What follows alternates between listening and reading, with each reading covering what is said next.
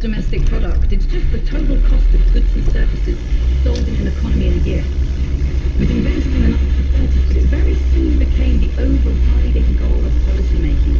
So much so that even today, in the richest of countries, governments think that the solution to their economic problems lies in more growth.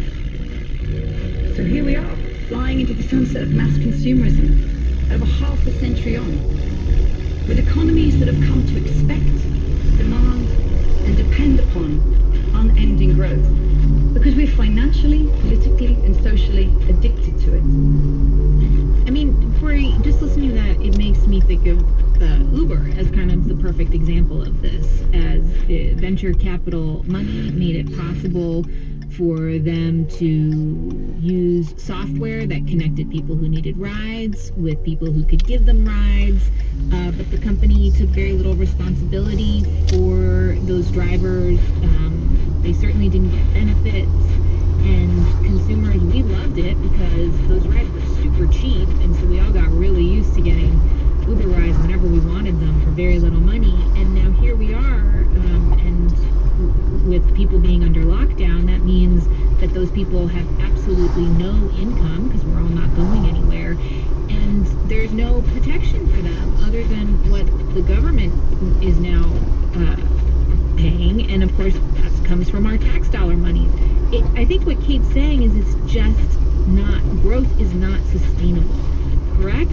Yeah, I mean, again, like, growth is good at some stages and important to a certain extent, but it's not everything. I think that's, the thing that we need to remember, that it's not going to solve all the problems, right? It's like we've tried to create this system of perfect supply and demand matching. Like, we have the supply when the demand is there, and when the demand is not there, we can cut the supply so we don't have the cost all the time.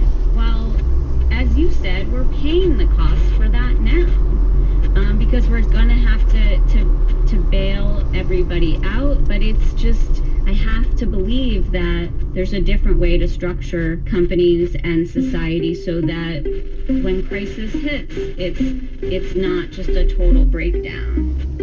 So how can we restructure things moving forward?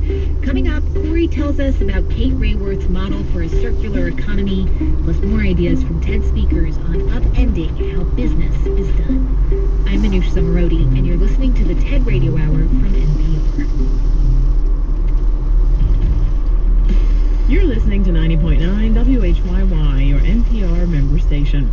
On this week's Freakonomics, we ask, how do you reopen a country? We'll be speaking with a governor, a former CDC director, a pandemic forecaster, a pharmacist, and a pair of economists. Listen to Freakonomics at a new time for the next 5 weeks, tonight at 10 on WHYY FM.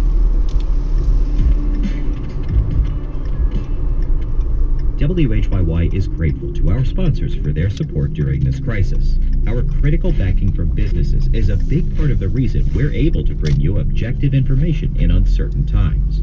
But what is certain is WHYY's service to this community. As listenership is at an all-time high, you may want to align your organization with trusted news and information and let our community know what you're doing. To learn about business support, call Nancy 215-351-1223.